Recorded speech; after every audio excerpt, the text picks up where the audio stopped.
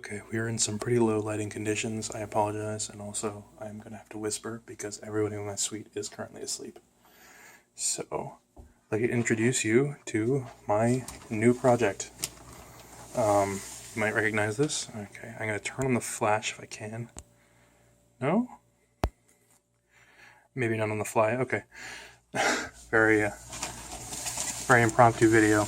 That right there is very hard to see, but it is a Magnepan MG-1. I got a pair of Magnepan MG-1s. As you can tell, one of them may or may not be in bits. God, it's really dark. I do apologize. Yeah. Got a pair of Magnepans on Craigslist for pretty cheap. These guys go for kind of cheap because they're very old. They need a lot of work, as you will see. I'm sorry, I'll try to keep the yawning to the minimum. So, I've pulled one apart. This one, this has been such a process. The past 2 days have been, yesterday and yesterday have been absolutely mad. Running down to Seattle, grabbing these guys on Craigslist, everything else. I went to audition these with I'm using these crappy audiophile terms. I hate that shit. I went to go take a listen to these guys. Oh, this will help. From some guy on Craigslist.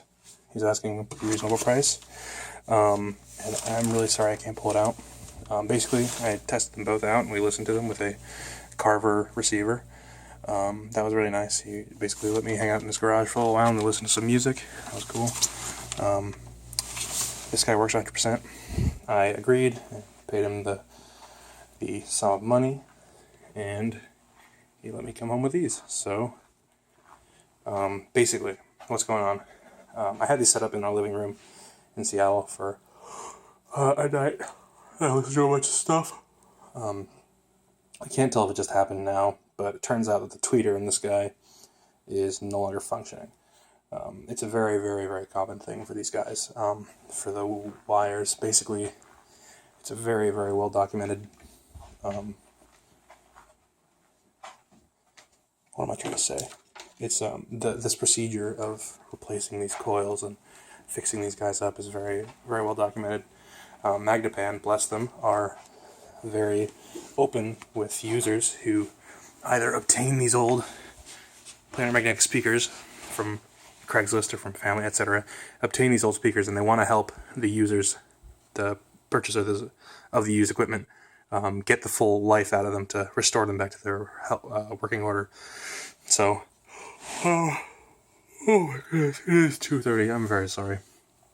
Basically, I think you can actually send these guys back and they will completely fix them for you. I don't know if the MG-1s anymore, but up until recently, I'm pretty sure you could just send these back for a large sum of money and then get them to fix it.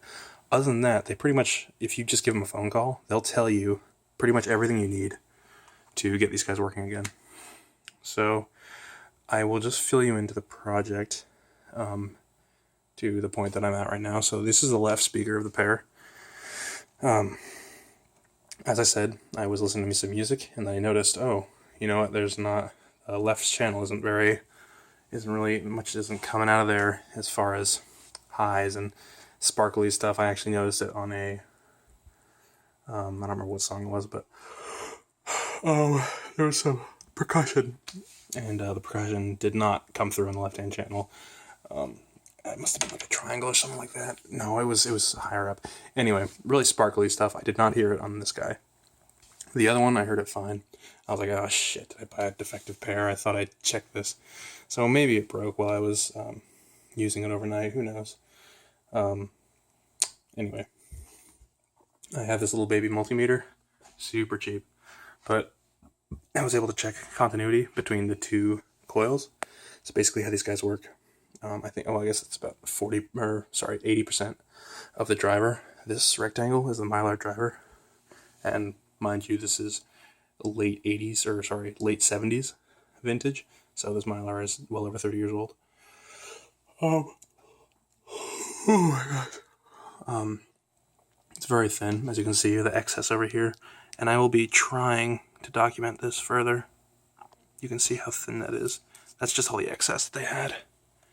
it'd be really ideal if I didn't drop my phone in the middle of this sheet. So anyway, glued onto there with various adhesives that are, as I said, well documented. Lots of forums and people know the history behind these things. They know what type of adhesive Magnepan used to glue these things down. Basically, they glue these things directly on top of the Mylar sheet, which is, I can't tell you how far away, but there are bars, permanent magnets directly underneath, and the audio signal is passed along through. The magnetic field is varied, as speakers do, dynamic speakers do. And basically the entire Mylar sheet is, gosh, I hope my phone doesn't run out of batteries. It's basically vibrated just like a speaker cone would, except across the entire plane. At least that's the idea. So, as I said, 80% is the mid and bass section. That's this thicker copper wire. I can sort of put my thumb there to give you an idea of how thick that is. And then this last 20% is the tweeter section. That's a very, very thin piece of wire. Try to focus again. There's my thumb next to the wire. It's very, very fine. So I check continuity across. In fact, I can probably just show you right here. Okay. This is going to be a long, very strange video. I might actually have to do it again. So I'm going to turn this guy on.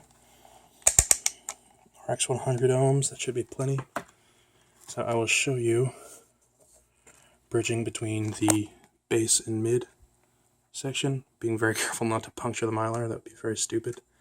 You can see it's sort of jumping there, and it's not making 100% contact, but it's proving that it works. Now, if I do it over these guys, that's the tweeter section. The leads for that doesn't work. So, long story short, the tweeter wire needs to be replaced. I know it took me about 7 minutes to get there, but that's what needs to happen with these guys. So, basically, the process is you take a bunch of acetone, or you take acetone on swabs, cotton swabs, very gently dissolve the adhesive that's on there, and then you very carefully lay out new wire. So, one other thing that I was hoping to achieve with this video is there's not a lot of footage of these guys in HD. There is a really great three-part series of a guy who actually did this with, I don't remember the model number of his speakers, but he did the process of stripping all the wires and then relaying them down. Thankfully, as I said, these show continuity, these ones don't, and the tweeter section is so much shorter. So say the coil, each length of it is about 3.5 feet. That's times 6 for the tweeter. For this, it's times 24. So you can't imagine how many hours and how much I basically cannot do the mid and bass section, or I'm not willing to. I don't have the equipment or the patience. So I'm gonna have to very carefully do the tweeter section. Yeah, that's where I stand with this right now.